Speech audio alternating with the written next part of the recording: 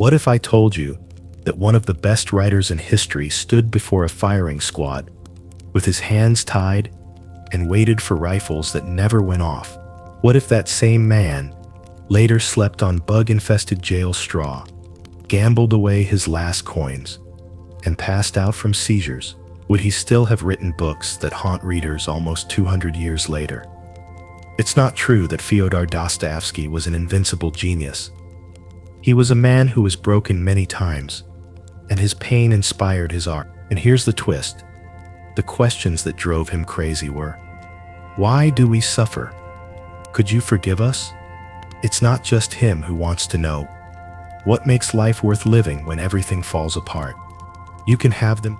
That's why his stories are so powerful. They don't just show Russia in the 1800s. They show what's going on in your mind. So tonight, you and I are going to look back at 15 historical events that shaped Fyodor Dostoevsky's life. Not as faraway events, but as lessons on how to stay alive. When we're done, you'll understand how the man who lost everything over and over again told stories about forgiveness, hope, and the mess that comes with being human. But first, where are you listening to this right now? Going for a walk late at night? Are you slouched on your couch? Do you want to stay awake? No matter how you got here, give that button a click. It's very important to me, and let stories like this live on. Let's start now. In 1821, the story starts in Moscow, but not in the fancy rooms of the rich. Instead, it starts in the somber courtyard of the Mariinsky Hospital for the Poor. That's where Fyodor Mikhailovich Dostoevsky is born, on November 11, 1858, to the sounds of people coughing and church bells ringing. His youngest years are spent inside these walls. It was a strange childhood, because the cries of strangers in pain could be heard through open windows while his family struggled to keep their sense of honor. At the start of his life, the boy seems to be torn between sadness and hope, two forces that will never stop pulling at him.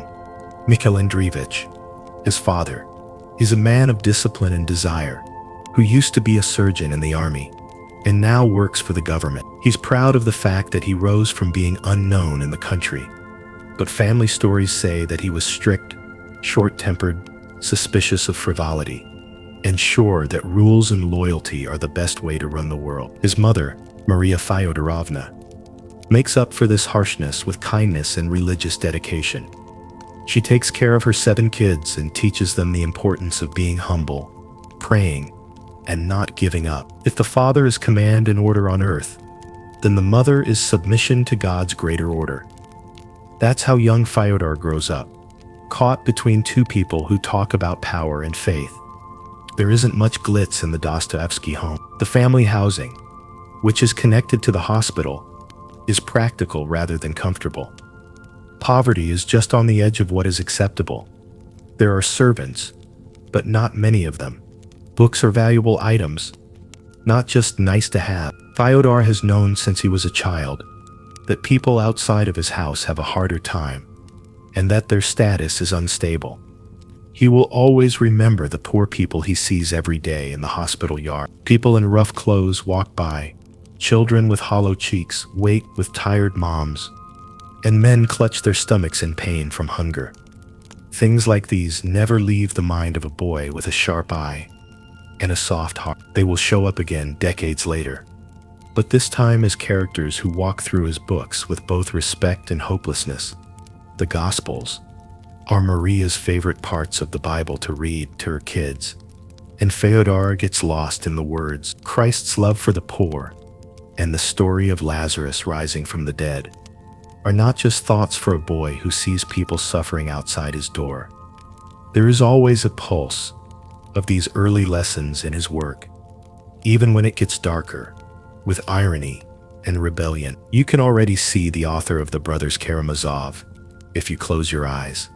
In that book, questions about God, pain, and redemption come up over and over again. His mother tells him stories of kindness, but his father makes him listen to stories of order. Mikhail wants his kids to have good jobs and needs them to respect him and follow the rules. Education is very important to him, and he makes sure that his kids read both Russian and European classics. Young Fyodor is very excited about this. He gets hooked on romantic literature, reads Karamzin's histories, and gets lost in Schiller's plays. German romantic ideals and the harsh reality of his daily life must have been very different, like sneaking a bite of rich dessert while living on black bread. If he ever stood in the crowded family room and recited verses with great theatrical flair, his brothers would probably be rolling their eyes in pain. But it was just practice, the first runs through of the big plays he would one day write. Inspiring and strict, this mix forms his sense of who he is. There are times when the weight of expectation is too much for him to handle, and times when his mind is full of endless possibilities. This duality is made even stronger by his place in society. It's not true that the Dostoevskys are poor or rich. They are in the middle. They are a family of servants and aspirants who don't have a lot of money. As a child, Fyodor already knows that he doesn't fully fit either here or there. That feeling of being in between worlds will always be a part of his writing. The people in his stories are always on the edge, between belief and doubt, crime and redemption, and honor and ruin. The big break in these early years comes when his mother gets sick. Tuberculosis spreads through the family, slowly weakening Maria every day. The kids watch as she coughs into handkerchiefs, and her body and energy start to shrink. Fyodor has clung to her as a source of warmth and comfort, and he can't stand the thought of her death. He is only 15 years old when she dies in 8. It's his first big loss, and it leaves a wound that will never fully heal. Later, when his characters deal with loss and the cruel indifference of death, he is not just making up stories. He is thinking back. He's writing about the pain of a boy who sees his mother die and prays, but can't stop it. Her death also makes him more aware of how harsh his father is.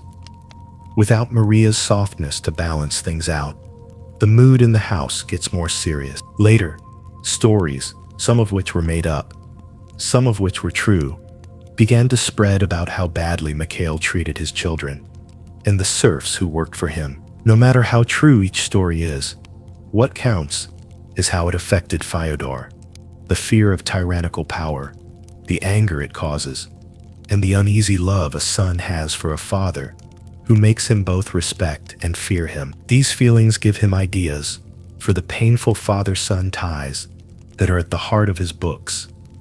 When Ivan Karamazov later complains that God is like a mean father, it's clear that Fyodor is remembering how hard it was for him to deal with his father's power. But even when he is sad, books are still his safe place. Through literature, he is able to leave himself behind and see other worlds where freedom and love are possible. It's not too much of an exaggeration to say that the boy starts to live two lives. One is limited by the hospital walls, the strict father, and the thin lines of family honor. The other is filled with books about defiance, tragedy, and bravery. He learns early on that people are complicated and that fear and happiness can coexist in the same soul. The lesson he learned will be at the heart of his later work. By the time Dostoevsky leaves childhood behind, he already has ideas for future works that will come to life. The allure of power, the need for faith, the certainty of pain, and the desire to go beyond this world. With its smell of sickness and sound of prayers, the hospital courtyard has been both a nursery and a school. His mother's Bible readings and his father's strict rules have made him think of two different things, and his own restless mind, fed by Schiller and Balzac, has started to play out the tragedies that will one day rock the world of literature.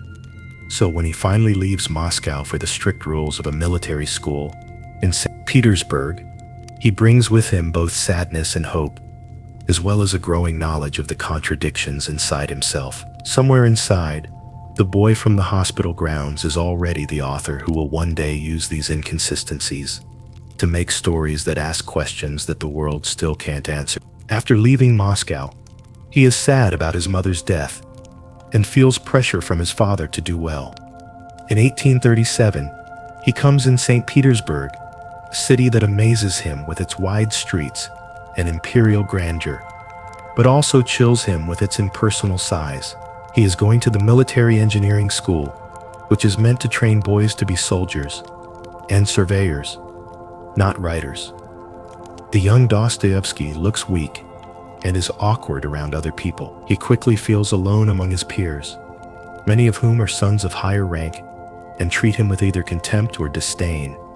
When a boy would rather be reading Goethe or Schiller to himself in a corner than going through drills, math, and military science, the strict schedule doesn't help much. Still, something important starts to grow in this isolating setting. Even though the school is strict, it introduces him to a lot of intellectual ideas. He finds refuge in the library and spends a lot of time reading Russian literature, European philosophy, and the rough heights of German Romanticism.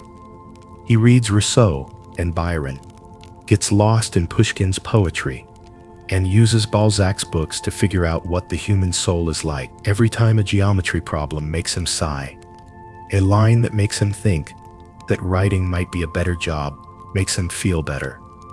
Here, the gap between his official studies and his true interest gets so big that it can't be bridged. One can almost picture him in class, his eyes glazing over as the teacher explains the physics of fortifications, his mind already thinking of a story about a couple in love who is being tortured or a group of philosophical rebels. While his friends are polishing their uniforms, he is drawing rough sketches of characters in notebooks. No one but him would have seen the comedy if he tried to sneak in a copy of Schiller under his military textbook. The truth is that he is never really interested in engineering. What keeps him going are the rhythms of language and the sweeps of his mind. But being alone changes him. He withdraws even more into himself, developing the highly psychological gaze that would later pierce into the minds of his characters. Because he can't easily connect with his fellow cadets, being alone and feeling like you don't belong in the schoolyard can teach you a lot about how people act. By watching them from the edges, Dostoevsky, who is always smart, sees the masks people wear. For example, the confidence of classmates hides insecurity, and the arrogance of teachers hides mediocrity. Early on, he realizes that people aren't always what they seem to be. This idea becomes a central theme in his later stories. He has been under a lot of financial stress these years. His family can't give him the nice things that soldiers from better-off families take for granted. Dostoevsky learns to be content with less, while others can go on social trips or eat better food. His health is bad because he doesn't eat well, stays up late, and studies all the time. His world is shattered by another blow, just as the early promise of his writing is beginning to shine. It is 1839, and Fyodor is still studying when he hears that his father, Mikhail Dostoevsky, has died. The events are so strange and are being talked about so much that they leave more questions than answers.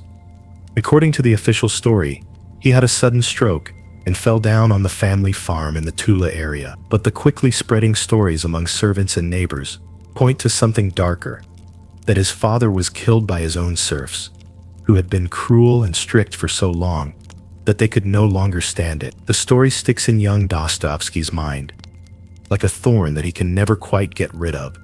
Whether it's true or made up, the thought of killing his father is too much for a son who already feels torn between fear and respect for him. The picture of power being overthrown and abused by rebellion is deeply etched in his mind.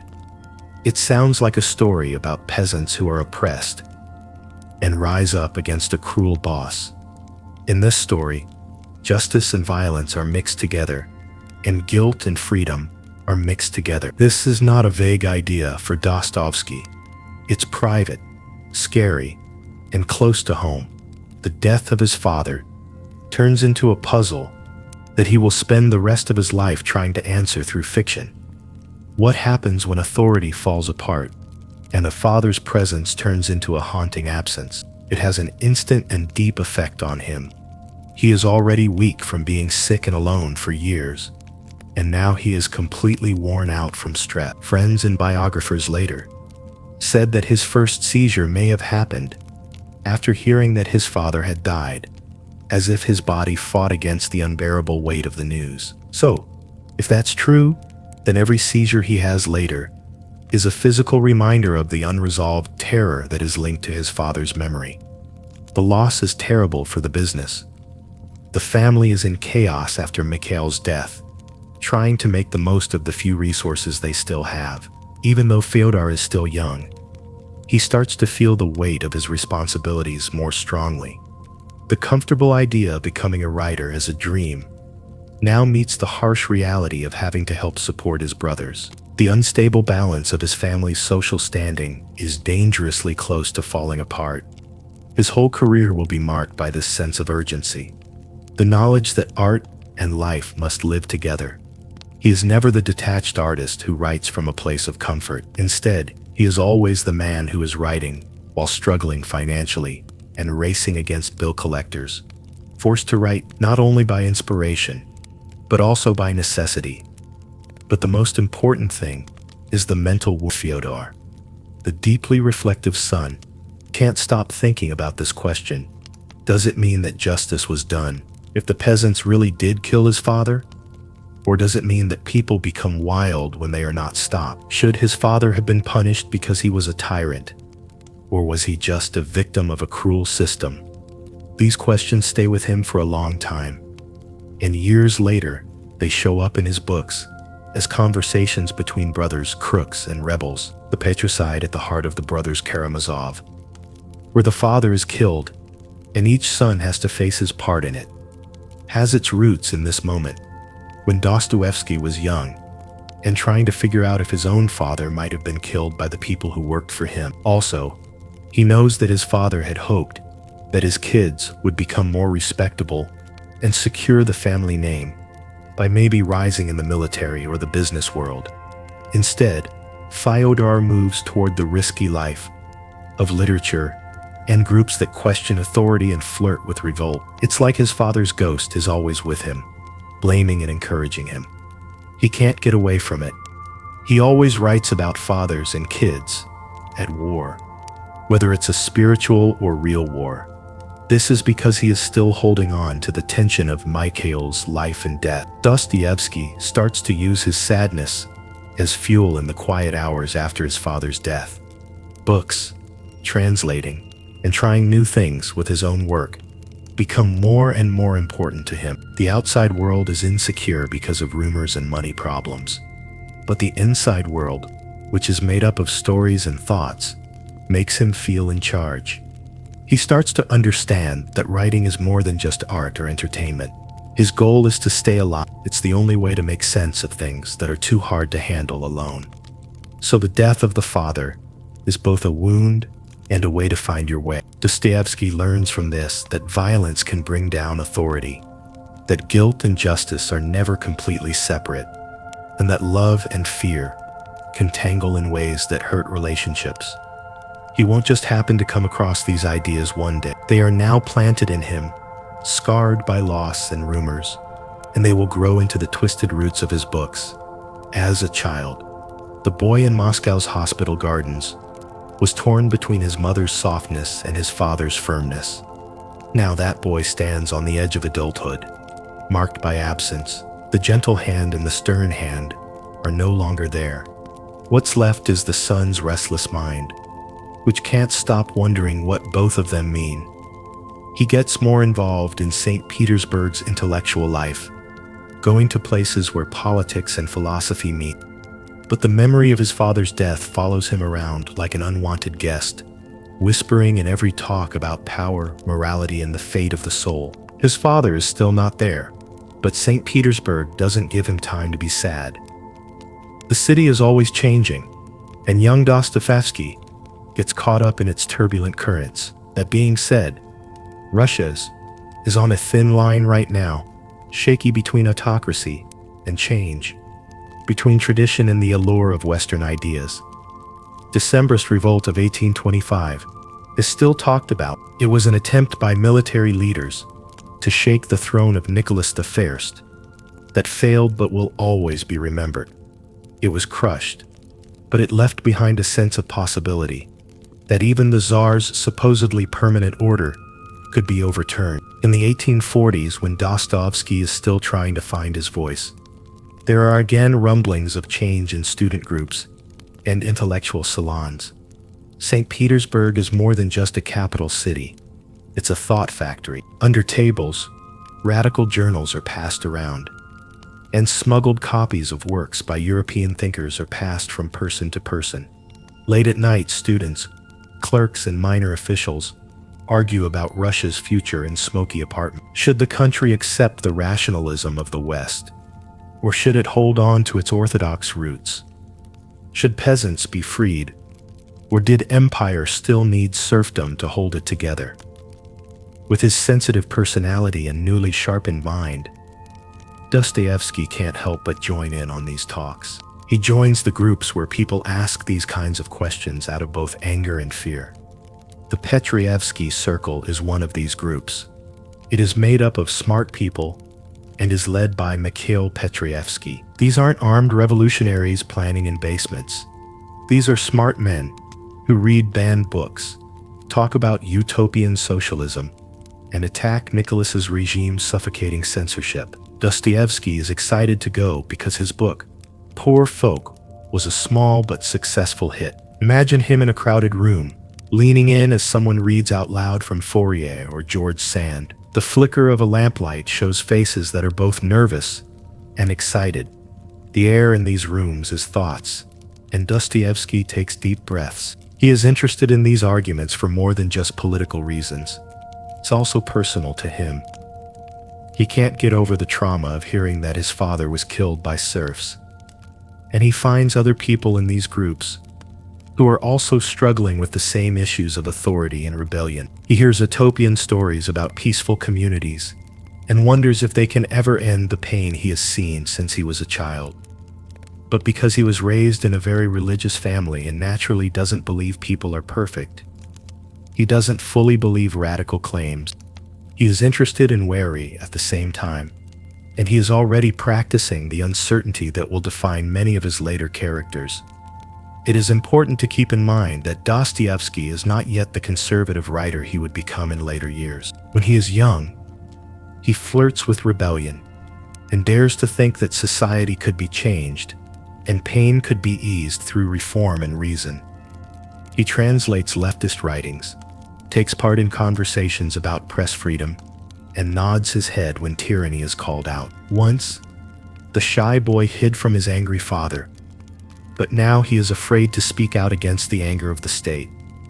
Of course, even words are very dangerous in Nicholas's Russia. You can hear the czarist cop informants sneak in and out of these intellectual meetings, writing down names and comments and giving officials the information they need. In fact, Dostoevsky is getting closer and closer to the edge of disaster. As he talks about philosophy and the safety of a drawing room, the government sees him as one of those young men who have caught the dangerous Western thought fever, because he is a member of the Petroyevsky Circle. Even though St. Petersburg has beautiful palaces, it is also a place where people are constantly watched. The knock on the door could happen at any time. For Dostoevsky, that time comes, but before the arrest, before the scary sight of bayonets and handcuffs, there was still the air of youth and adventure, of nights spent in small flats, where thoughts of freedom and justice were as strong as alcohol. He takes it all in and files away the contradictions, the idealistic hope that people can be made perfect, and the persistent fear that people's hearts are too dark to trust with such dreams. He feels a double pull when he walks through the cold streets after meetings. His soul is stirred by the idea of a better society, and his mind is pulled back to the strict rules he learned as an Orthodox child. Like always, he's a man in the middle, who can't quite decide which side to support. His friends find him interesting because of this tension, and it will later make his book so full of discussion. His figures will have the same conflicting feelings as him. They will be torn between revolution and repentance, between reason and faith. Not being sure what to do is dangerous in Russia. In the 1840s, the government doesn't tell the difference between angry fanatics and hesitant supporters. To be there is to be guilty. To listen is to plan something. Dostoevsky wants to talk to people, but doesn't know much about politics, so he doesn't yet understand how dangerous this game is. He will soon, the cold stone walls of a jail cell will be in place of the philosophical discussions that happen in a smoky parlor. Soon, life or death will be the only thing that matters when it comes to the big issues of society. And freedom. It's not possible for the arguments in smoky parlors to go on forever. In April 1849, the expected knock comes. Dostoevsky and some other people in the Petersburg circle are being held in jail. The empire that wouldn't stand for disagreement has chosen to punish these troublesome thinkers. Soldiers carry him through the gray streets of St. Petersburg, past buildings where rich people drink tea, and toward the quiet Peter and Paul fortress. Inside, the air is different. It's thick with fear and heavy with the knowledge that many men have gone through its walls, but few have come out unchanged. For months, Dostoevsky sits in a cell, being questioned and waiting. Philosophical arguments that used to be fun are now seen as possible crimes, and every word he said is remembered with dread. His handwriting is bad, but he can clearly think as he writes letters to his brother, telling him that he still believes in life and that the human spirit can last. But he couldn't help but feel the chill of hopelessness coming on. The man who used to dream of change now sees reformers chained up next to him, their futures just as uncertain as his. After that comes the morning that will mark him for life. This happened on December. He and the other prisoners were taken from their cells, put into wagons, and driven to Semyonovsky Square in the cold. There are 3 posts up, soldiers are lined up along the ground, and drums are beating gravely. There are different groups of criminals. Dostoevsky is in the first group, which is supposed to be the first to die.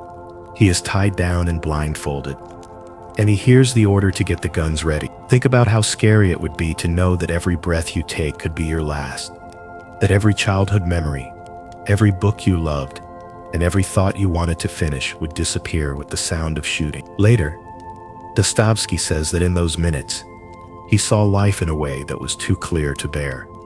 Even the smallest things, like the sun shining on snow and the sound of boots moving on ice, seemed to go on forever. He told himself that he would live a different, fuller life and never waste a moment if he made it through.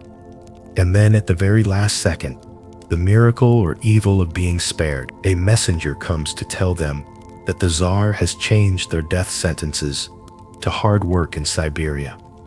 Out of his infinite mercy, the blindfolds are taken off, the guns are put down, and the condemned men stumble away from the posts. They are not dead bodies, but shaking survivors. The show was organized on purpose to scare them and break their spirits before they were sent away. It works. In those minutes, Dostoevsky is born again, and he'll always know that life is fragile and valuable, and that it can end at any time. Survival isn't enough. You have to change too. He writes about people who are close to giving up, the weight of a single choice, and the intensity of a fleeting moment years later. And this day is what he remembers. There is an echo of Semyonovsky Square, in Raskolnikov, in Crime and Punishment, Ivan, in the Brothers Karamazov, and even the nameless narrator in Notes from Underground. They all have the sharp taste of death on their tongues. The inmates are led down the long road to the east, while they are still somewhat shocked. Siberia is waiting for you, not the philosophical Siberia of arguments and utopias, but the real Siberia of chains, frost, and endless horizons. Dostoevsky doesn't leave St. Petersburg as a rising literary star. He goes as a prisoner, with his name ruined and his future wiped out. Still, something has changed inside him. The man who used to dream about vague political goals now knows that pain is real, can't be avoided, and affects the whole body. Death has looked him in the eye and replied, "He used to be a writer who felt sorry for poor people, but soon he will be one who has lived with them." suffered with them, and understood them not just in his mind, but because he has been there himself. It's a terrible irony that the government tries to silence him by almost killing him and sending him away. But in doing so, it gives him the ideas for his best works. He won't be erased by Siberia. It will make him. So the wagons keep going, taking Dostoevsky and the other prisoners to their 4 years of hard work. A few months ago, the young man's first book got a lot of praise. Now he is chained up, reduced to a number, and lost in the empire's frozen desert. But deep down, he has a new vision. He is short. Pain is unavoidable, and redemption, if it exists at all, must be fought from the depths of despair. That kind of rough journey to the east will break a man to his core. Dostoevsky is shackled in prisoner's chains and is swaying through endless stretches of snow, mud, and forest. The wheels are shaking his body, and the Siberian horizon swallows up his future. By the time he gets to Omsk jail in 1850, he is no longer a minor literary star in St. Petersburg. Instead, he is an anonymous figure in gray prison clothes, just another number among hundreds who can't be told apart from the fire inside them that won't go out. Picture postcard Siberia is not Omsk. It's not all wide open fields and cold air. That place is a fortress of pain. The cells are too crowded, too dark, and too suffocating. They smell like sweat, rot, and hopelessness. Men sleep on straw that is full of bugs, with their bodies pressed together in rows, so they don't have any privacy. The punishments are harsh, the food is scarce, and violence is common. In the summer, clouds of bugs bother them, and in the winter, frost bites through their thin clothes. Being sent here is like being buried alive. It's easy to believe Dostoevsky when he says it was hell on earth. But even though he is in pain, he sees faces that will never leave him. Men who are broken by society or their own desires, peasants, crooks, and murderers, become his friends. At first they look at him suspiciously and make fun of the polite, well-educated thinker who doesn't seem to fit in. Their jokes, tests, and even threats are meant to hurt him. Already weak, Dostoevsky learns quickly that humility is more important than intelligence. If he wants to stay alive, he listens, changes, and slowly gets their respect, not by being brave, but by sticking with them. These guys who have been through a lot become both tormentors and teachers to him. They teach him how to be strong. He sees how the poorest and most abused people stubbornly hold on to life, how they find humor in pain, and how they stay human, even when they are chained up.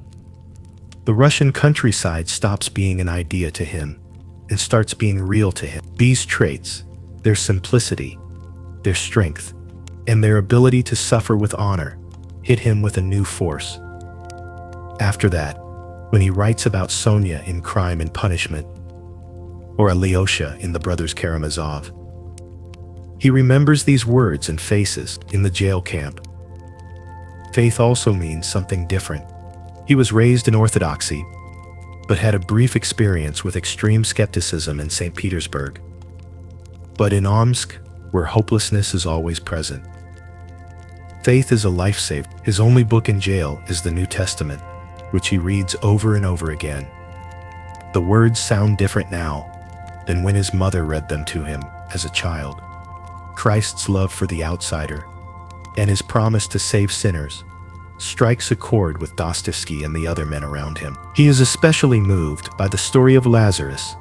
If a man can be raised from the dead, then maybe he can too, from this living grave. This newfound faith doesn't get rid of his doubts. He still has a lot of painful questions, but it changes him. Freedom isn't just about politics, and forgiveness isn't just about helping other people.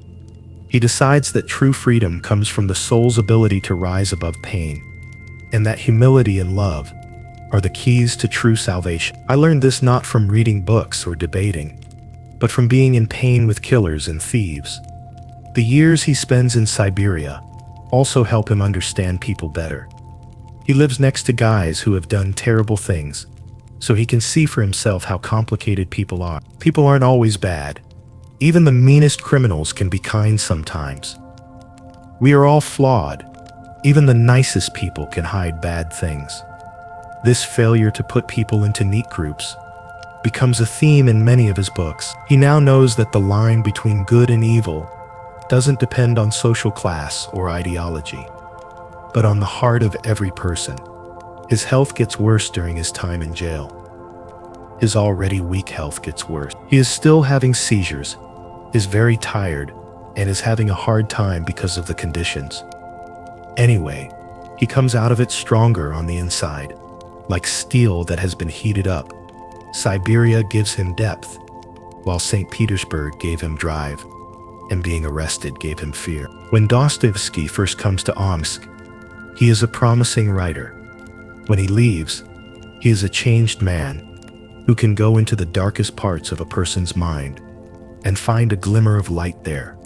As soon as his sentence ends, in 1854, he is not free to return to writing right away. He is instead made to serve as a private soldier in a Siberian unit, which is another test of his strength. Even though serving in the military is heiress, it makes him more like regular Russians. And it's not in the salons of St. Petersburg that he learns that the soul of Russia beat. It's in the faith, patience, and pain of regular people.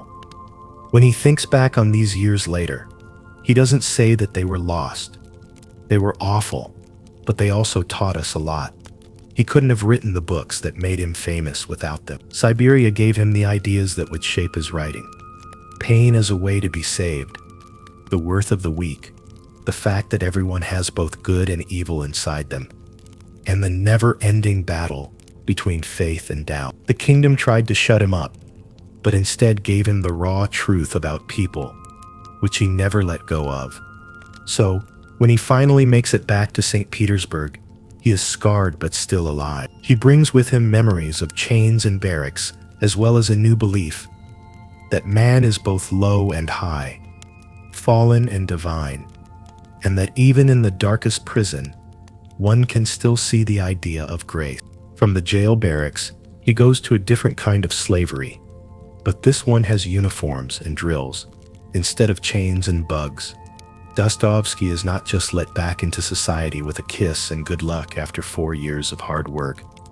The empire needs more from its broken men. As a regular soldier, he is sent to the 7th Line Battalion, which is based in Semipalatinsk, a small town in the Kazakh steppe that is far away from everything else. It is embarrassing and tiring for a man with poor health and a noble background. The son of a doctor used to want to be a writer, but now he marches with peasants and small-time crooks while carrying a musket. If he had ever been tempted to romanticize life in the military from the outside, he quickly lost that desire. But Semipalatinsk is not as terrible as Omsk, even though it is very dark there. There is air to breathe. The dorms are cleaner, and the rules are strict, but not cruel. Dostoevsky starts to put himself back together here, putting together the pieces of his health and energy that he has left. He makes friends with other cops, forms small groups to talk with, and even finds sympathetic bosses who give him some small freedoms. Even though he is technically a prisoner soldier, he slowly gains a reputation as a smart and honest man whose skills are wasted on boring drills. For the first time in years, he starts to see that there might be more to life than just surviving. He also meets people during this time who will change his path. There is Maria Dmitrovna Isaeva, who is married to a government figure in the area. At first, their relationship is tense because she is married, sick a lot, and having money problems. But Dostoevsky is drawn to her. Their relationship will later turn into a marriage, though it will be difficult. It is one of the first times he tries to make a close friend after being alone for years. He sees both weakness and strength in Maria, traits that remind him of the suffering women he will later write about in great detail. His time as a soldier also helps him connect with regular Russians more deeply. He lives with peasants and low-ranking officers and sees again the strength, faith, and determination to stay alive that impressed him in jail. In Petersburg's literary groups, people talked about vague ideas about the people all the time. But here, he sees them for himself. These guys are not made to look perfect. They are real people with flaws, strength, humor, and sadness. He carefully watches them and later uses their speech, body language, and moral depth in a way that seems very real. At night, when he has to, he goes back to the only place that has ever been there for him: books. He reads his favorite works again and again and studies philosophy. Literature is the only thing that ties him to his old life.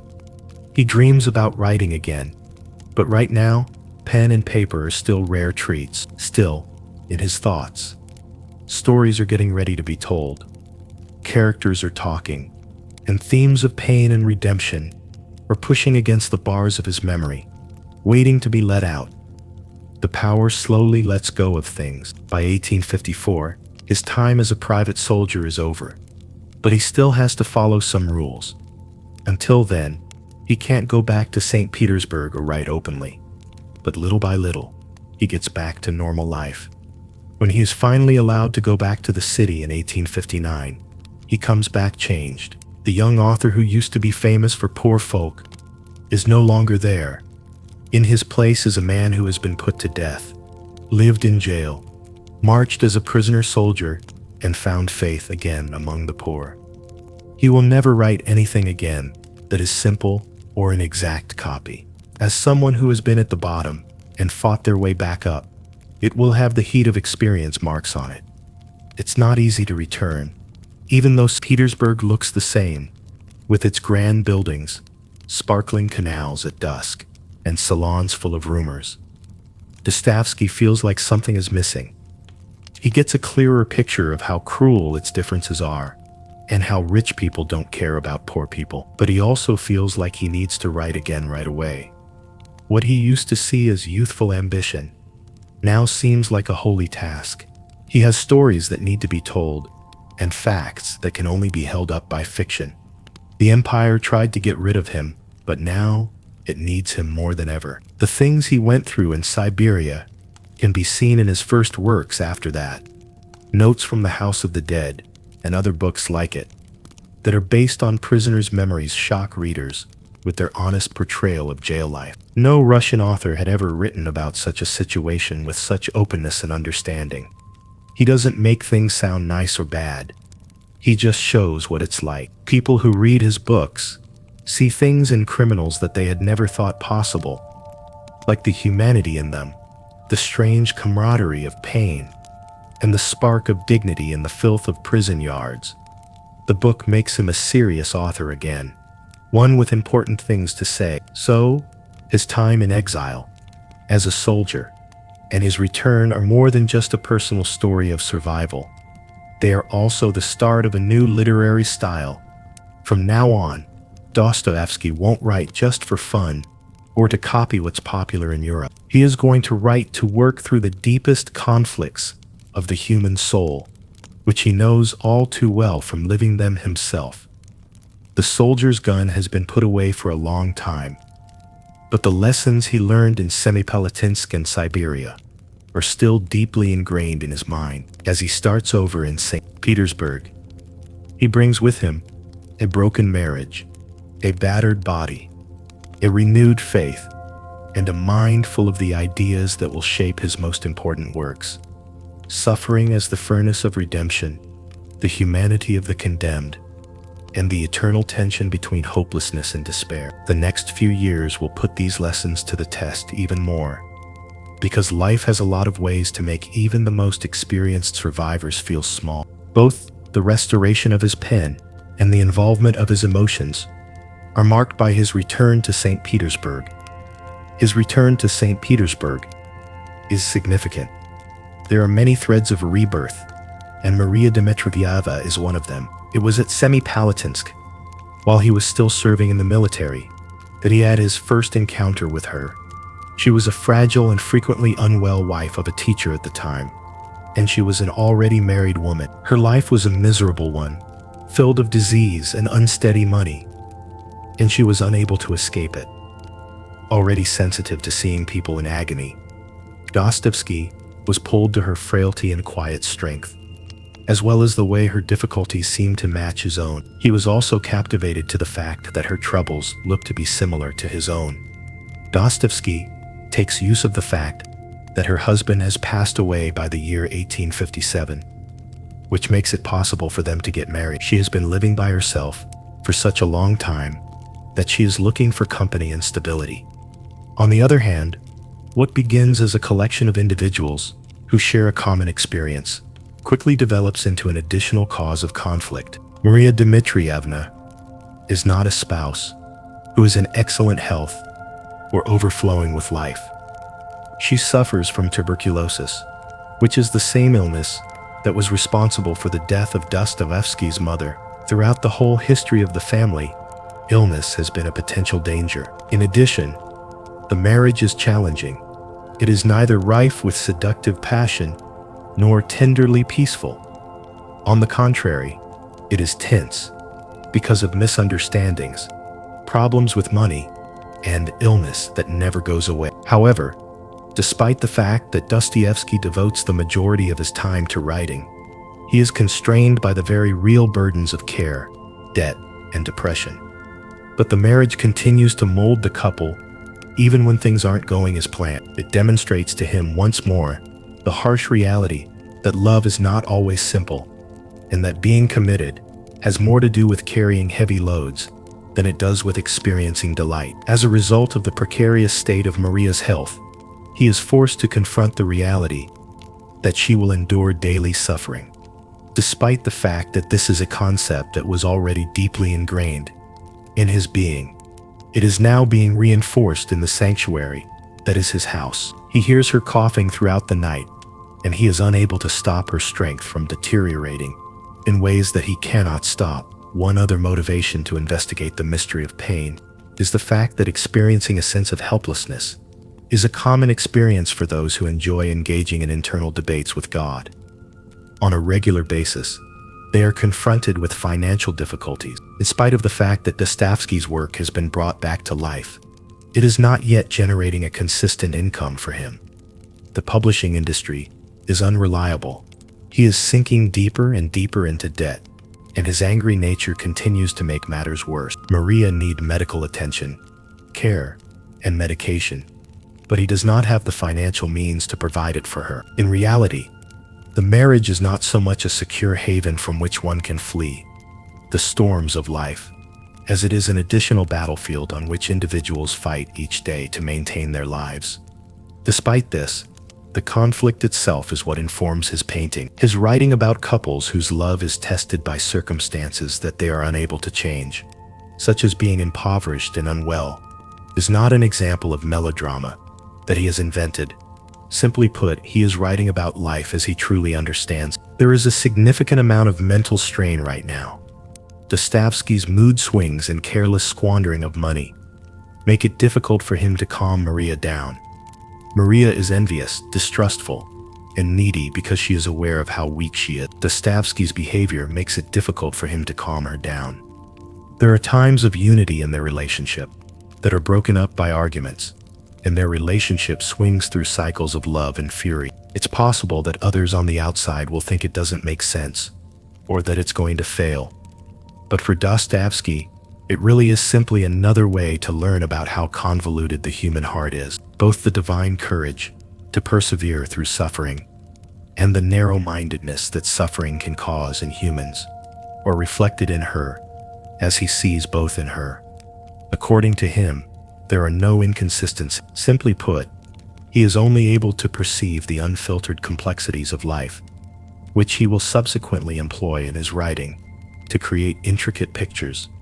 After Maria's passing in 1864, Dostoevsky experiences a sense of emptiness, but is not unprepared. In addition to the passing of his cherished brother Mikhail, which has left him in a state of profound melancholy, Her passing is one of the many tragedies that have occurred in his life during that year. The fact that they were married, however, taught him both how difficult love can be and how long it can last.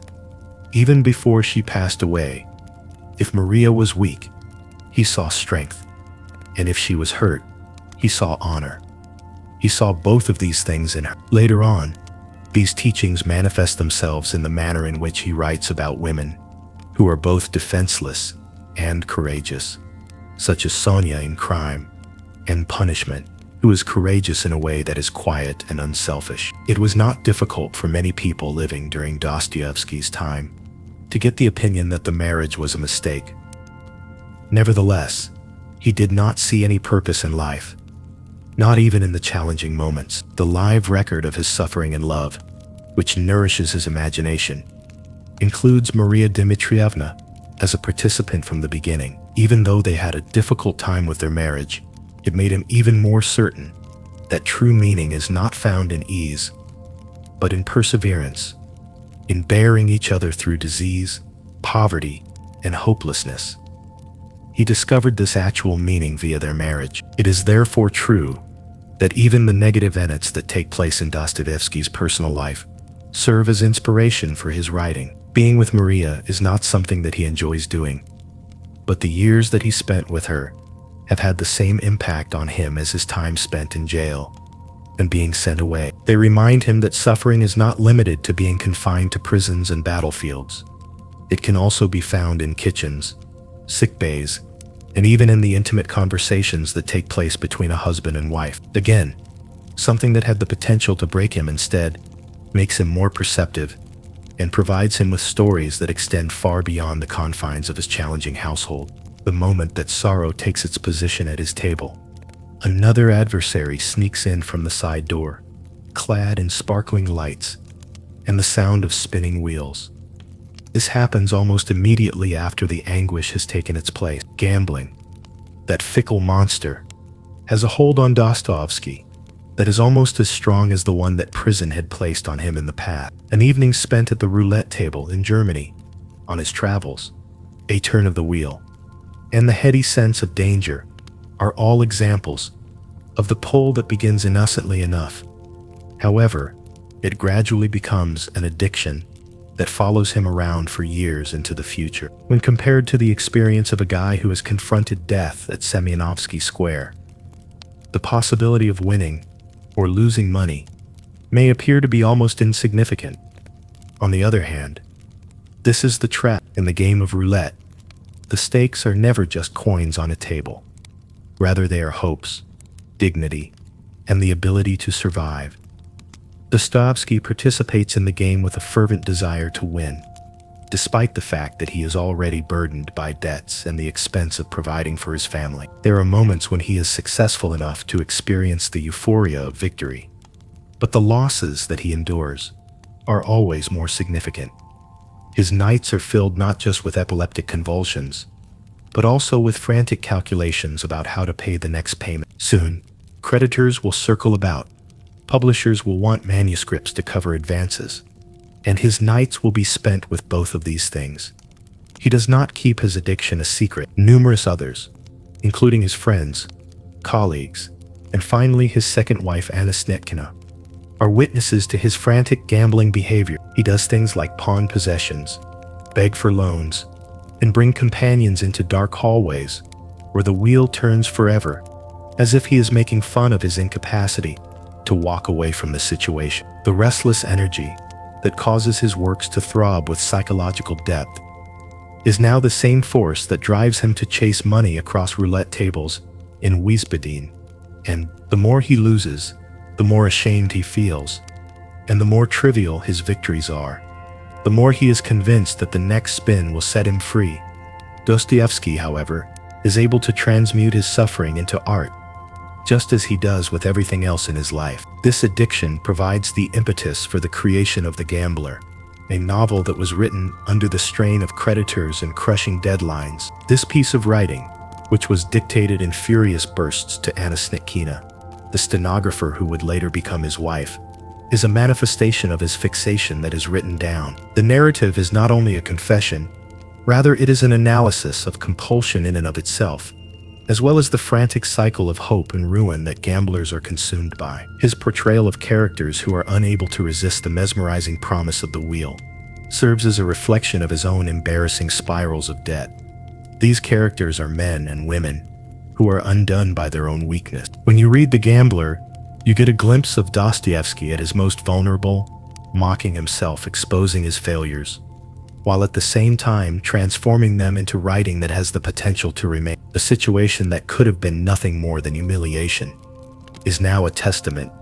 A situation that could have been financially devastating to him is now another stone in the foundation of his genius. Dostoevsky possesses a peculiar talent. He is unable to escape misery, but he is able to give it significance through the act of writing about it. Even so, the repercussions on the financial front are severe. Because of his desperation, publishers take advantage of him and force him into draconian contracts.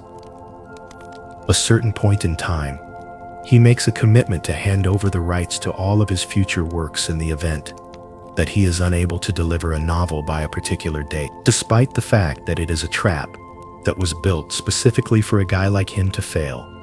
He manages to narrowly escape it with Anna's assistance, thereby dictating The Gambler in a matter of weeks and saving his legacy. If she hadn't stepped in, it's possible that his career would have ended, not with success, but with a silent catastrophe.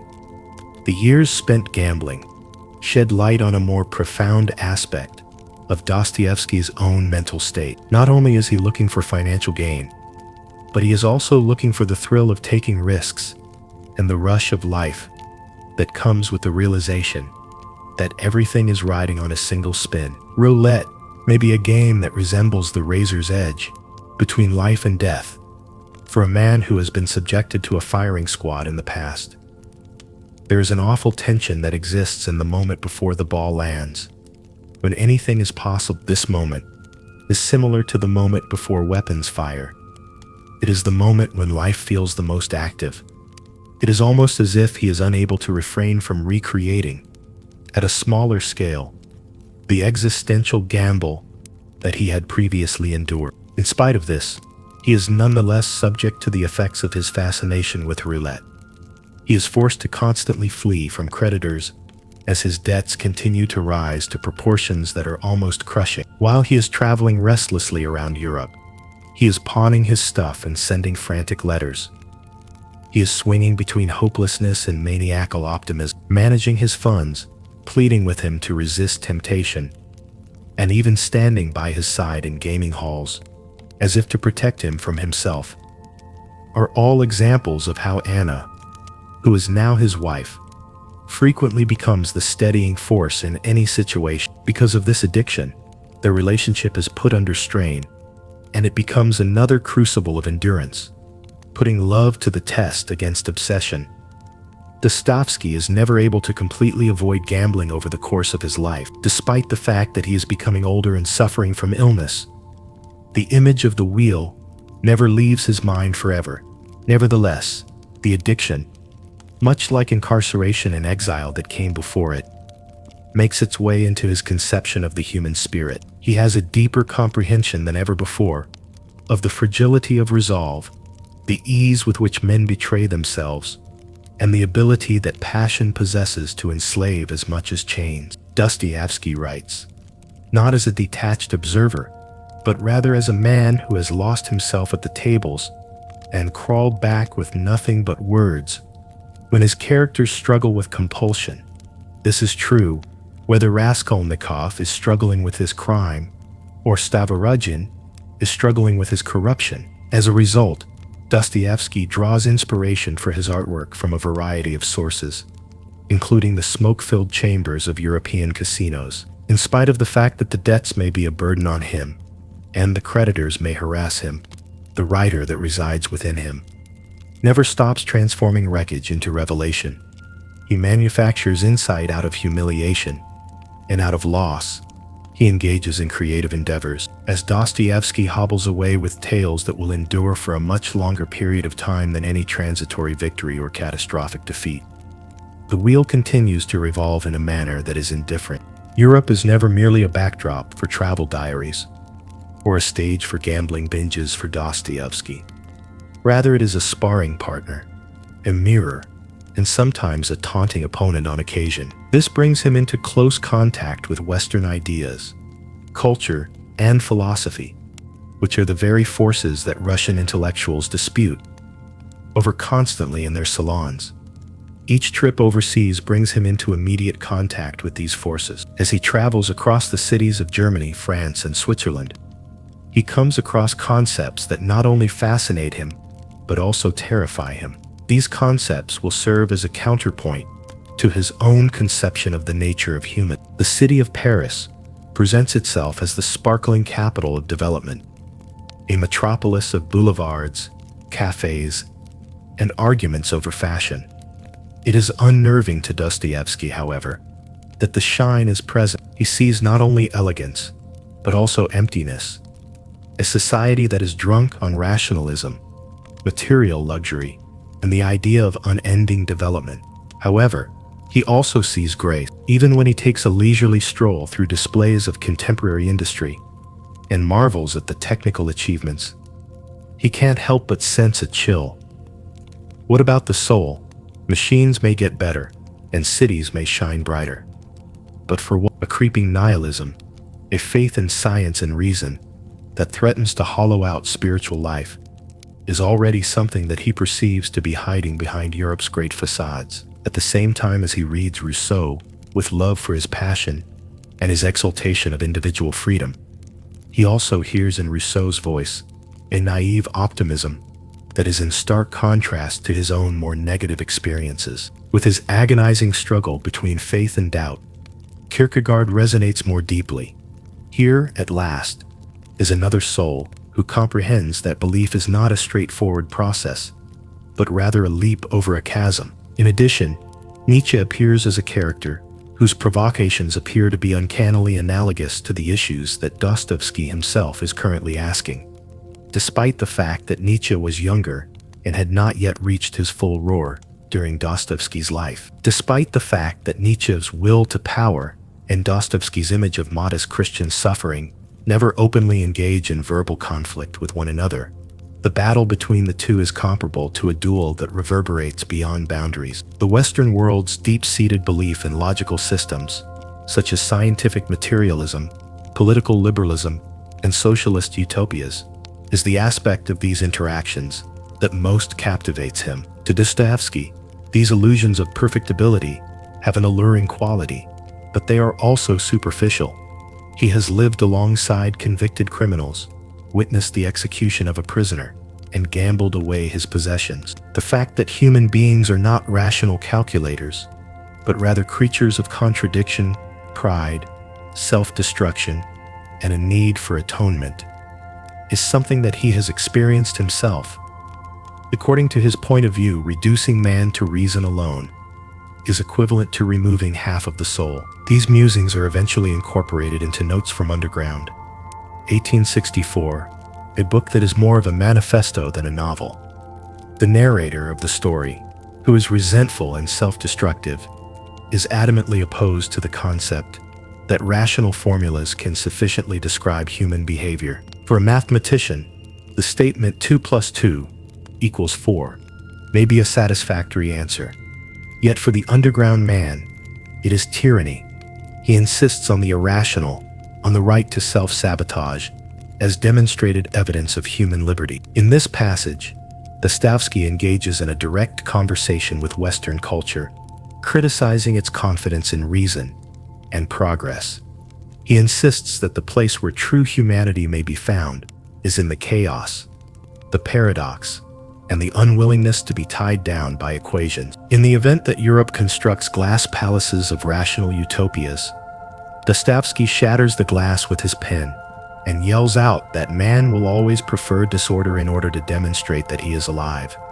The encounter becomes more intense in Demons, which is also referred to as the possessed. In this passage, he paints a picture of a society that has been infected by imported European concepts, like as nihilism, materialism, and revolutionary zeal, which have developed roots in Russian soil and have disastrous repercussion. In spite of the fact that they speak the language of reason and development, the characters, which he built in part after real radicals he watched, unleash violence and despair. Dostoevsky uses them to highlight his warning, which is that if Western concepts are introduced into Russia without first being rooted in religion and morals, the outcome will be ruin. His criticism of the Western world, on the other hand, is never one-dimensional. When it comes to Europe, he is far too honest and acute to completely disregard it. He appreciates its artistic prowess, its brilliance, and its fervent desire for liberty. In the process of debating its thinkers, he incorporates their voices into the conversations that are characteristic of his novels. He does this by borrowing from them. His body of work evolves into a grand debate, in which Russian orthodoxy engages in conversation with German romanticism, French rationalism engages in a battle against Slavic spirituality, and skepticism and faith continue to circle each other through an infinite cycle. He is not a nationalist who is closing the door. Rather, he is a restless thinker who insists that Russia's destiny depends, in wrestling with these ideas, on conditions that are unique to the country. The conflict that arises between rationality and faith, as well as between European systems and the spirit of Russia, serves as the backdrop for the most significant novels that he has written. Certain characters, such as Ivan Karamazov, are representative of the Western rationalist critique of God, whilst other characters, like Alyosha, are representative of the orthodox response of humble love. It is not resolution that Dostoevsky constructs between them. Rather, it is dialogue, as if his own mind is unable to stop discussing itself with itself. Because of the impact of Europe, his books are never considered to be of a provincial nature. Rather, they address themes that are universal and transcend national boundaries. Dostoevsky views the West as a source of both danger and opportunity. Not only does it have the potential to entice Russia into a soulless rationalism, but it also gives the intellectual rivals that sharpen his mind by providing them. In the absence of Rousseau, Kierkegaard, and Nietzsche, as well as the smoky gambling halls of Baden-Baden and the glass palaces of Paris, Dostoevsky would not have felt the same sense of urgency in defending religion, freedom, and the irreducible mess that is the human heart. In his conversations with Westerners, he does not engage in polite intellectual arguments. Rather, he engages in fierce warfare, in which the very future of the soul appears to be at stake. And when he goes back to Russia using these impressions, he does so not as a guy who has been conquered by the brilliance of foreigners, but rather as a man who is determined to fight with it, to integrate and dispute it, and to fashion from the collision a literature that is both Russian and international. It's possible that the roulette tables were responsible for emptying his pockets, but the intellectual duels that took place in Europe infused his novels with questions that continue to reverberate wherever readers are curious about whether religion or reason has the final word.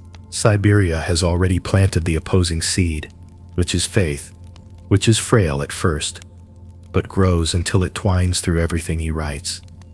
If Europe stirs his doubt, Siberia has already planted the other seed. Within the confines of the prison barracks, where the only book that was permitted was the New Testament, Dostoevsky clung to that book like it was a lifeline, reading it until the pages appeared to breathe. Orthodoxy is the source of stability for him when he returns to Russia, where he is a troubled individual due to gambling debts and intellectual disagreements. Instead of the high dogmas that are recited by church hierarchy, it is the faith that is lived by peasants, which includes their icons being kissed in wooden huts, their prayers being whispered in the dark nights of hunger, and their endurance being borne on backs that are bent from labor. It is not an abstract system that Dostoevsky considers faith to be. Embedded within the sense of agony is the blood and breath that make up this. He sees in the figure of Christ not only a distant God, but rather a partner who shares human agony. He sees Christ as someone who walks into jails and gambling halls alike, bringing forgiveness without removing the scars associated with human suffering. Dostoevsky, who had been forced into exile and disgrace for many years, finds this vision to be seductive. By comparison, the grandeur of European rationalism is insignificant when compared to the humble farmer who prostrates himself before an icon and believes that his suffering can be transformed.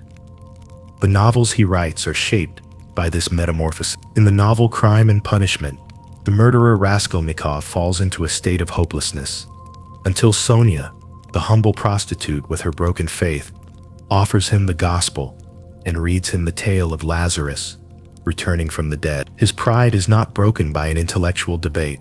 Rather, it is broken by the quiet assurance that even the most shattered soul can be revived. Throughout the course of the Brothers Karamazov, Alyosha becomes the personification of faith that is lived with humility, while his brother Ivan is the voice of reason's rebellion, the refusal to accept a world in which innocent children are subjected to suffering. While the novel does not provide a clean resolution to their argument, Dostoevsky himself is unable to do so. It does, however, emphasize the tension between faith and doubt, with an honesty that is intolerable. Not faith in the sense of certainty, but faith in the sense of struggle is what interests him. He never makes the pretense that believing is simple. In fact, he shows it as something that is fought against hopelessness, a decision that is taken in opposition to the evidence of pain. According to Dostoevsky, to believe is to be able to look at the evil that exists in the world and yet say yes. This is not triumphalism, rather it is hope that is shaken. Because of this, his loyal characters, such as Sonia or Alyosha, are not powerful, but rather meek, and they are not intelligent but rather modest. One of their greatest strengths is their ability to persevere, as evidenced by their inability to give up on love, even when reason fails to provide answers. In addition, the epilepsy that he suffers from has an effect on his spirituality. The brief episodes of bliss that he later characterizes as glimmers of heaven are characterized by flashes of euphoria that he feels in the moments leading prior to his seizures. These experiences persuade him that there is a transcendent truth that exists beyond the curtain of sorrow, and that the soul is not solely constrained by the misery that is experienced on earth. Nevertheless, the seizures leave him broken, his body trembling, and his spirit drained all at the same time. In this alternating state of ecstasy and collapse, he discovers still another metaphor for faith itself. The soul is raised toward the divine, and then it is hurled back into dust, and the cycle continues indefinitely. This level of intensity is both disconcerting and magnetic for those who are criticizing and reading it. The novels of Dostoevsky are not meant to be read in a casual manner. Rather, they require the reader to confront the most profound concerns. Why is there a state of suffering? Is it possible for there to be justice if children cry? Is there a chance that even the most heinous of sinners could be saved? These are not academic conundrums for him.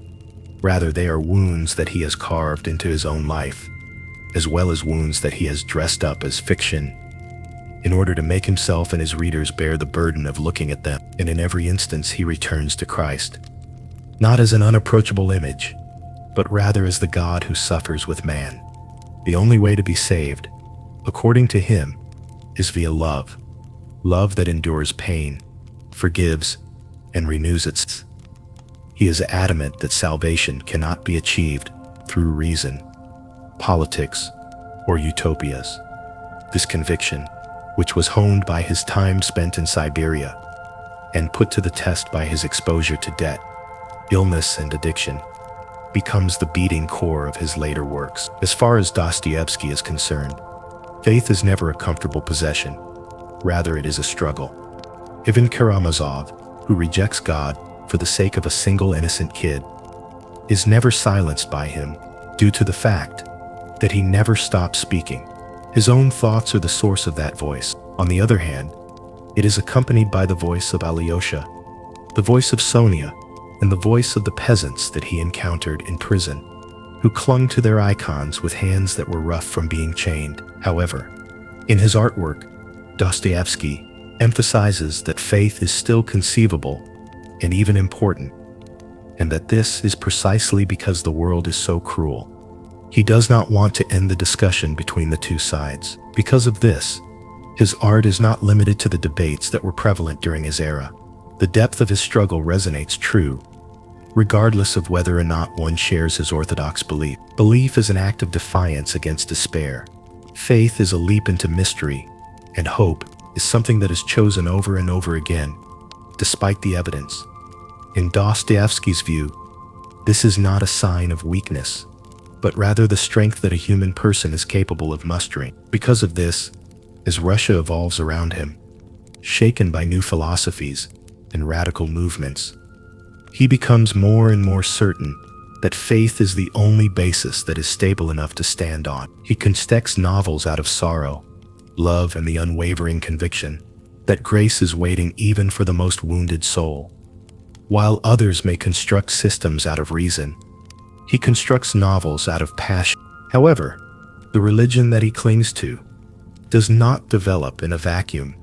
Rather, it develops against the backdrop of a Russia that is becoming increasingly drunk with notions that refuse to acknowledge it outright. The decade of the 1860s is marked by a wave of radicalism, which is the kind of ideology that Dostoevsky had once crossed paths with in his youth, but now observes with dubious eyes. The word nihilism, which is currently being discussed by everyone, is spreading like wildfire through intellectual salons and student community groups.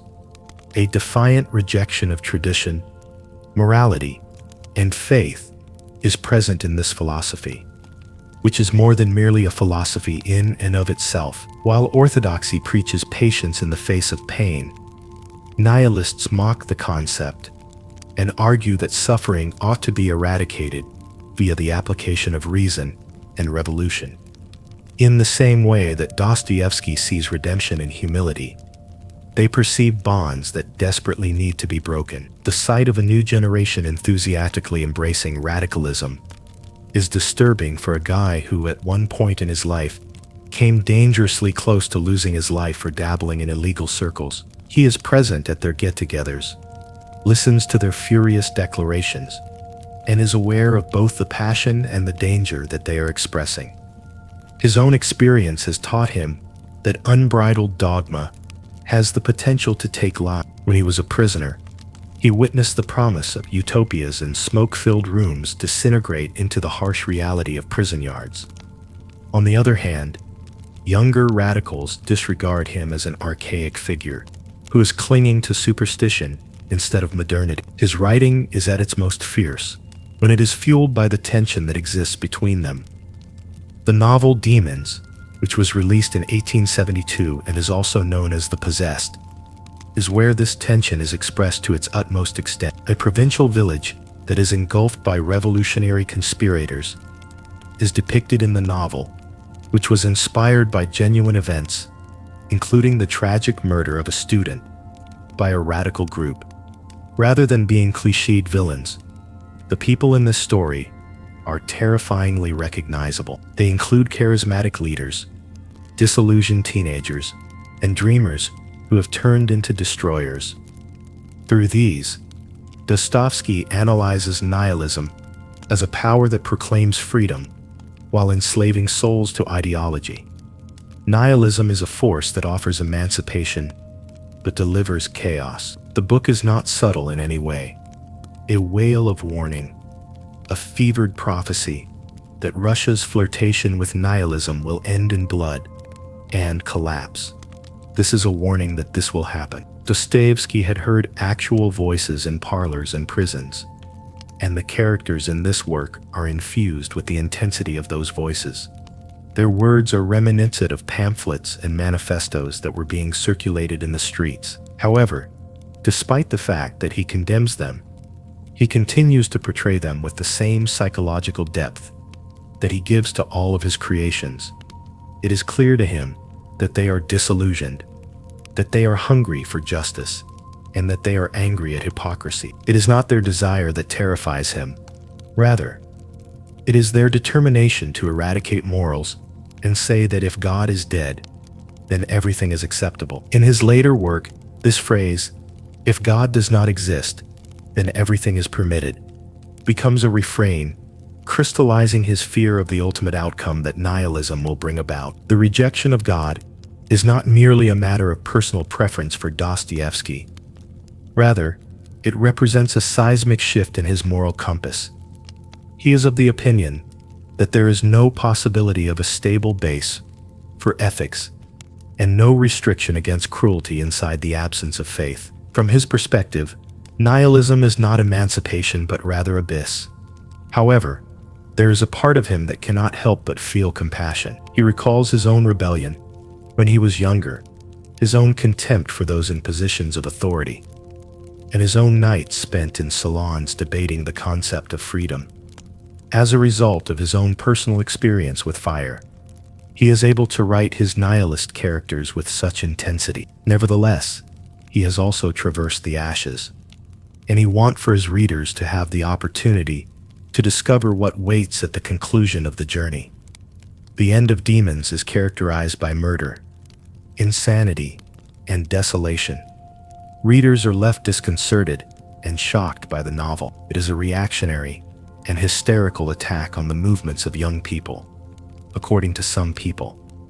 There is a disturbing accuracy that others recognize within its pages. Dostoevsky's reputation as a writer who was not afraid to engage in the most intense ideological conflicts of his time is cemented by this event, regardless of the outcome. He is no longer the young man who is discussed in radical circles. Rather, he has evolved into the veteran who has gazed into their abyss and returned with a warning that has been carved into literature. In spite of this, Demons is not merely a political polemic. A spiritual play is also included in it.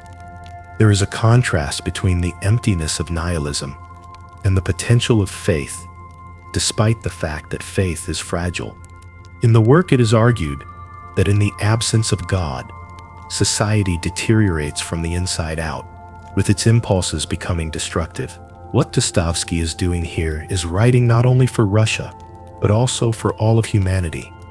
His worry is not only for his country, but also for the human soul itself, which is susceptible to the lure of pulling down all limits, without having any idea what to construct in their stead. Once he has completed Demons, the stakes of his work will have become far more intense. It is no longer sufficient for him to write about the pain of individuals on their own. In his writings, he now describes the anguish of entire societies that are on the verge of collapse. He does not only consider himself to be a novelist, rather, he considers himself to be a witness, someone who is driven to cry across the pages that a world devoid of faith is not evolution, but rather danger. It is possible that nihilists may scoff at him and label him as reactionary.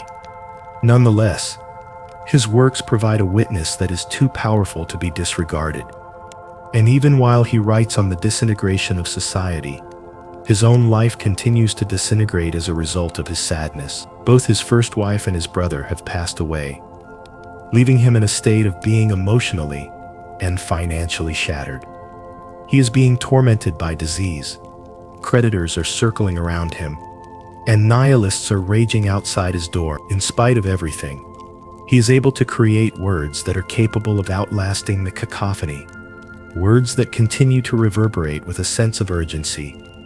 Wherever people are wondering what happens when believing itself is destroyed, the warnings that he has thrown into fiction are a reflection of the losses that he has accumulated in his own life. As the year 1864 takes him to the brink of hopelessness, in the same year, he suffers the loss of his beloved older brother, Mikhail, as well as his wife Maria Dmitrievna, both of whom he left behind in a matter of months. Maria ultimately succumbs to the anguish of tuberculosis after a long and arduous battle against the disease. Her feeble body finally gives up after years of decline. The loss leaves Dostoevsky, who had tried in vain to shoulder the burden of her illness, stricken with guilt as much as grief. He is filled with guilt that he was unable to alleviate her suffering, guilt that their marriage had been more of a storm than a sanctuary, and guilt that he had frequently sought escape in gambling halls rather than in her sick room. Even before he has a chance to collect his breath, Mikhail has already left their presence. Considering that Mikhail was not just a brother, but also a confidant and a firm anchor in the tumultuous seas of Fyodor's life, this second strike cuts harder than the first in some aspects.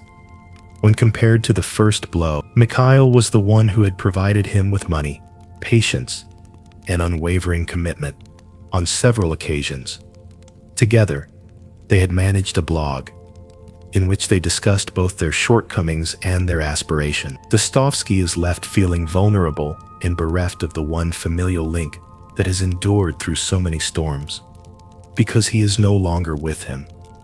As a result of the double loss, he is thrown into a state of darkness from which he is afraid he may never emerge. He writes to express his hopelessness, gambling away what little money he has left, and stumbling under the weight of debts that Mikhail's death has only served to exacerbate.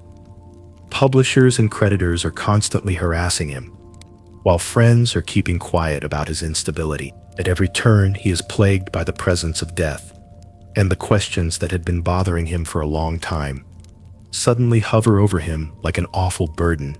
Why do the innocent suffer? What causes the wonderful things to be taken away so quickly? Is it even possible for a universe that is so cruel to have any meaning? During the midst of this dilemma, he starts writing again, not to get away from his sadness, but to confront it head on, because he is struggling with it. The novels he wrote during this time period are pulsating with the immediate nature of his grief. Notes from Underground, which he had written previously, had already revealed his preoccupation with rebelling against authority and destroying himself. Now, in the wake of these losses, he is turning more insistently to themes of one's own death, atonement, and the afterlife. And further layer is added to the conversation that he has with himself on the paper with each passing death that occurs in his personal life. The image of Maria, who is deteriorating due to illness, resurfaces in the sensitive yet tormented portraits of women in his works. These women include figures such as Sonia, Lizaveta, and Nastasia Filipovna, whose suffering becomes both their curse and their dignity. There is a reverberation of Mikhail's memory, which is faithful and consistent in the fraternal relationships and betrayals that are prevalent throughout the Brothers Karamazov. Although Dostoevsky is unable to bring the dead back to life, he is able to keep them alive via the characters that exemplify both their strengths and their weaknesses. In addition to that, there is the dread of his own impending death. The frequency of his epileptic convulsions has increased, and each one serves as a harsh reminder of the precarious nature of life. In the beginning, he starts writing with a sense of urgency that makes him feel as though he is in a race against time, as if each novel could be his final one, because the potential of unexpected death is always present. It sharpens his conviction that literature must engage with the most deep questions. This is because tomorrow might not provide him another chance to live. His spiritual battle develops as a result of personal loss as well. Through the passing of Maria, he is once again confronted with the issue of suffering, and Mikhail's passing removes all means of support from earth. His devotion to Christ and the hope of resurrection grows stronger, but he does not do it without displaying some degree of defiance. His stories become battlefields where belief and despair duel without a resolution, and his faith trembles under the weight of doubt that he is experiencing. Dostoevsky's voices can be heard in the rebellion of Ivan Karamazov against God, Raskolnikov's suffering, and the underground man's spite. All of these voices stem from the same abyss of grief that Dostoevsky himself dwells. He is not, however, silenced by his pain. Surprisingly, it is the source of inspiration for some of his most striking writing. During the most difficult times of his life, he begins the process of writing. The Gambler spins out Crime and Punishment and embarks on the long journey that leads to the Brothers Karamazov, not via intellectual conjecture, but through the experience of living through suffering. The themes of death and loss, as well as guilt and redemption, are woven into each and every chapter. The author, who previously dabbled in intellectual defiance, has now experienced sufficient personal devastation to endow his characters with a level of understanding that cannot be attained via the sole application of philosophy. Consequently, despite the fact that his family is collapsing under the weight of debt and that he is reeling from the loss of his wife and brother, he has managed to chisel out from his pain the very material that ensures his position in literature. However, it is creation, and it is not solace. He continues to be restless and plagued and he is perpetually on the verge of sinking into despair. Words that continue to resonate to readers who have had their own losses, and nights of prayer that went unanswered are brought forth by him out of the darkness. In Dostoevsky's view, death is never a waste of time. Consequently, it serves as an additional crucible and furnace in which his artistic creations are refined. Every single death that he experiences leaves a mark on his soul, and every single one of those marks makes its way into the pages of his many novels. When you read them, you are reading his grieving transformed, his despair given voice, and his dead made immortal by the way words are written. While Dostoevsky is caught up in this whirlwind of sorrow and financial obligations, when it appears that he may drown completely, he comes across a person who would not only save him from ruin, but also assist him in producing his most significant works. During the year 1866, he makes the decision to employ a young stenographer by the name of Anna Grigorievna Snetkina to aid him in completing an impossible task, producing a novel under a strict deadline. Because of the cruel nature of the contract that his publisher has imposed on him, he will be deprived of the rights to all of his future works if he is unable to submit a complete book within the allotted time. A gambler who is drowning in debt is the target of this kind of deception, which is aimed to take advantage of them. Dostoevsky, who is infamous for disorder and delay, is in a difficult situation. That is, until Anna comes into the picture. Only 20 years old, she is composed, precise, and completely devoted to her work. In situations where he is impulsive, she is steady. In situations where he is excited, she is patient. As a group, they compete against the clock. In just 26 days, they bring the gambler to a successful conclusion. He dictates with a frantic pace, while she transcribes with confidence. Not only does this represent a victory over the publisher's trap, but it also marks the beginning of a partnership that will completely transform his life. Before long, they tied the knot. This union gives stability, affection, and resilience, in contrast to his earlier marriage, which was plagued by illness and disagreement despite its success. As a manager, a protector, and an anchor, Anna demonstrates that she is more than just a wife. Her amazing resilience allows her to withstand his persistent gambling tendencies, while also ensuring that his finances are in order and protecting him from creditors. While she is traveling with him throughout Europe, she frequently watches helplessly as he loses at roulette tables, but she does not give up on him no matter what. She has faith in him when very few others do, and in her unassuming firmness, he discovers the stability that his restless soul has struggled to achieve throughout his entire life.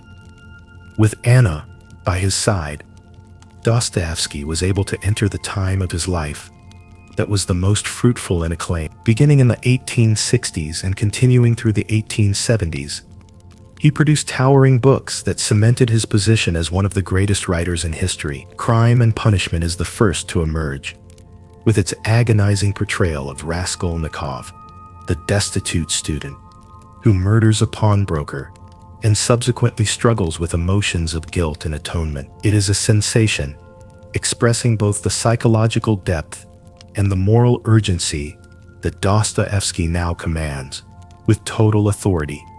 The novel is a thrill. The meaning of it may be contested by critics, but no one can deny the power it possesses. Following that is the work, The Idiot, 1869, which Dostoevsky once referred to as his attempt to depict a positively good man in the contemporary world. As a result of his naivete and epileptic seizures, Prince Mishkin is strikingly similar to Dostoevsky himself. He is frail, compassionate, and out of place in a society that is corrupt. In addition to being smart and frequently devastating, the novel is sprawling and chaotic. In addition to this, it is intensely personal, as if Dostoevsky is attempting to determine whether or not goodness can endure in a world that is cruel. And he is discovering that the answer is far more complicated than he would want. After that, in the year 1872, Dostoevsky's savage onslaught against nihilism and revolutionary fanaticism is unleashed in the form of demons. At the same time as it is dark, prophetic, and unnerving, it demonstrates to Russia what occurs when ideology takes the place of morals, when society breaks itself apart in the pursuit of freedom without faith. A number of readers are astonished by the book. Some have praised it as brilliant, while others have criticized it as hysterical. Yet no one can ignore it. The Brothers Karamazov, 1880, Dostoevsky's masterpiece, is finally finished in the twilight of his life. It is a synthesis of everything that he has struggled with throughout his life, including faith and doubt, fathers and sons, crime and redemption, love and sorrow. His characters, including Ivan, who is a rational skeptic, Alyosha, who is a devout believer, Dmitri, who is a passionate sinner, and old Father Zosima, who is a saint, are all representations of the voices that he hears in his own psyche. The novel does not so much reconcile these inconsistencies as it stages them in a vast drama that continues to resonate wherever people wonder whether God exists, whether suffering has value, and whether love can redeem a damaged world. Both of these questions continue to be asked at the same time. These works of art are not written in a state of ease, but rather in a state of perpetual effort. The debt never completely disappears. He continues to be plagued by illness. Seizures disrupt his regular job schedule. In spite of everything, Anna's presence makes it possible to survive. She oversees the management of publishing rights, makes certain that his works are made available to the general public, and prepares a financial cushion that enables him to enjoy small periods of freedom. She notes in her writings his intensity, his fragility, and her commitment to protecting him from the chaos that formerly engulfed him. She also documents her passion to protecting him. In the absence of her, it is highly unlikely that he would have been able to write with such consistent power. At long last, his intellect is beginning to be matched by fame. When the 1870s roll around, Dostoevsky is already well acknowledged as a writer of profound insight. Not only in Russia, but also throughout Europe, there are salons where his novels are discussed, intellectuals who study them, and newspapers where they are argued. It is common for people to ask him to deliver talks, and when he does, the genuineness of his voice leaves an impression on the audience. Dostoevsky, in contrast to many other writers, who cultivate sarcasm or detachment, talks from scars that everyone can sense are real. He continues to be plagued, despite the fact that he is at the pinnacle of his popularity. He is unable to escape the recollection of his time spent in prison, the pain of loss, the allure of gambling, and the fear of uncertainty. Nevertheless, he does not have to run away from them. Rather, he transforms them. His brilliance resides in the fact that he does not attempt to differentiate the shadows of his life from the light of his art. Each and every scar, humiliation, and desperate nights spent at a roulette table is transformed into raw material and transformed into stories that extend well beyond his own life. In Anna's care, and in the midst of the fire of his late masterpieces, Dostoevsky discovers something that is like steadiness for the first time. But the shadow of mortality grows wider. And as he goes into his later years, the question is no longer whether he will leave a legacy. Rather, the question is how that legacy will persist once his voice is no longer heard. The final act takes place in the winter of 1881, when Dostoevsky, who has been battling disease, work, and years of continuous effort, begins to feel his body giving way. Emphysema, bleeding lungs, and convulsions that come on suddenly and without warning are some of the conditions that he has struggled with. Despite this, up to this point, he has never failed to return to his desk, where he would scribble pages that carried the weight of entire approaches to philosophy. On the other hand, the reprieve does not materialize this time. It is on January 28 that he experiences a bleed, and over the course of the subsequent days, his condition drastically deteriorates. During those final hours, he continues to be within the company of his family. Anna, who has always been his rock, stands by his side, photographing the events in her notebook with a clarity that is both heartbreaking and evocative. He is surrounded by his children, who are too young to completely comprehend the fact that their father, whose presence appeared to be as enormous as Russia itself, is gradually disappearing in a manner that is consistent with his lifelong preoccupation with faith. Dostoevsky requests that the Gospel be read out loud. He is returning once more to the text that had helped him remain stable while he was incarcerated and sustained him through times of despair. In the cramped flat, the narrative of Lazarus, which contains the promise of resurrection, reverberates once more, reminding him of words that influenced his entire life and his artistic endeavors. Fyodor Mykolovich Dostoevsky would have been 59 years old when he passed away on February 9th. The population of St. Petersburg reacts to the news of his passing with a display of sadness that even his family is surprised by. The news spreads fast around the city. In preparation for his funeral procession, thousands of people, ranging from commoners to aristocracy, had gathered. They lift their voices in hymns as they follow his casket through the freezing streets on their way to the Alexander Nevsky Monastery. A comparison has been made by observers between the size of the gathering and that of the funerals of national heroes. The metamorphosis is astounding for a guy who had been brought to the verge of execution as a condemned felon. He is now leaving the world, acclaimed as one of the greatest writers the world has ever produced. In addition to being immediate, his legacy is also profound. It is widely acknowledged by both critics and lovers that he has provided Russia and the globe with more than just novels. He has provided a mirror which reflects the human soul. Raskolnikov in his garret in Petersburg, Ivan and Alyosha, lost in theological argument, and Prince Mishkin, wandering through a society that confuses innocence for folly, are all examples of his characters that continue to exist, not as inventions, but as presences that are disturbing and alive. A piece of Dostoevsky's own troubled and yearning spirit is contained throughout each of the figures in the collection, despite the fact that Freud would later refer to him as a pioneer in the investigation of the unconscious. His legacy is distinguished not just by the depth of his psychological understanding, the moral intensity of his work, the idea that writing must tackle the most pressing concerns of existence is what makes his work so important. What exactly is freedom? What is the cause of our suffering? Is there a chance of redemption?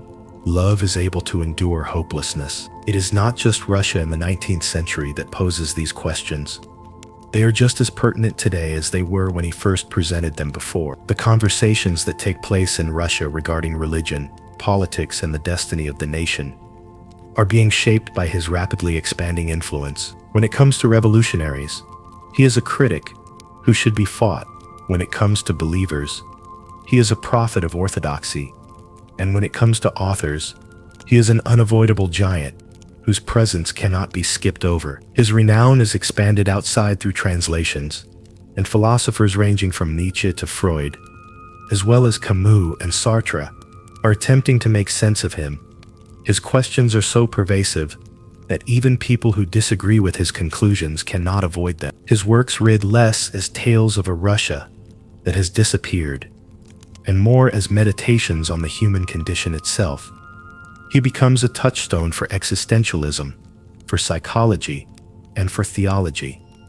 The century that follows is one in which his fame continues to expand. He is revered by some as a literary saint, others as a prophet of despondency, and yet others as a psychologist who came before them in the field of psychology. On the other hand, underneath all of the interpretations is the undeniable fact that his life, which was marred by loss, jail, addiction, and sickness, served as the inspiration for a work that refuses to allow readers to remain comfortable. By reading Dostoevsky, one is compelled to look inward at the conflicts that exist within their own psyche, which causes them to feel uneasy and aroused. The man who began his life in a hospital courtyard for the poor, who experienced the loss of his mother when he was young, who witnessed his father's death clouded in rumor, who came dangerously close to dying in front of a firing squad, who endured Siberia, who buried a wife and brother, who gambled away fortunes, and who trembled with seizures, ultimately becomes one of the most enduring voices in the world of literature. Despite the fact that his death brings an end to the anguish that his body endured, it does not bring an end to his questions, which continue to reverberate wherever readers are looking to comprehend what it means to be human. His death occurs on February 9th, 1881, in St. Petersburg, as fans come for his funeral in extraordinary numbers for a literary man. This is a stark tribute to the extent to which his life's tribulations, as well as his words, have impacted souls all over Russia and the world. And here, right here, you, who have traveled with Dostoevsky from the sick wards of infancy, through a fake execution, Siberian exile, broken marriages, cash-stolen roulette wheels, and loud theological discussions, I want to express my gratitude to you. I am grateful that you have continued to follow his tale, that you have allowed his agony to reverberate inside your own heart, and that you have carried within your sense of empathy the same compassion that made his characters feel more alive than the majority of real people. If his life seems to be a never-ending storm, it is important to keep in mind that the storm has made the soil more fertile. Every single blow, every single loss, every single seizure, and every single humiliation of the cards was not squandered. The ruins were changed into revelation by him. The questions he poses, such as why do we suffer, can we be saved, and does love endure, could be considered philosophical conundrums, the kind of questions that come to you in the middle of the night, when there is nothing else left but your own vulnerability, are the ones that you are also asking themselves. If this narrative sparked anything inside you, whether it was something ferocious, fragile, or human, if it caused you to pause or become more aware of your own life, then we have accomplished something significant with this piece. I would also ask that you subscribe to this channel if you haven't done so before. It means more to me than you could possibly know. It helps to preserve voices like his, and it enables me to continue delivering these tales to someone who is interested in them. Take this as a mild prod. Your own life, which may be shattered, confusing, or even half-broken, is likewise material for transcendence. Dostoevsky was able to transform his pain into something that would outlive him. Perhaps you too may do the same. Allow that thinking to keep you awake this evening. It's also possible that it will allow you to sleep more soundly, with the feeling that your narrative, just like his, is important. I am grateful to you for your attention and for being here today. Also, carry his questions into that night, not with the intention of finding answers to them, but rather to continue living them.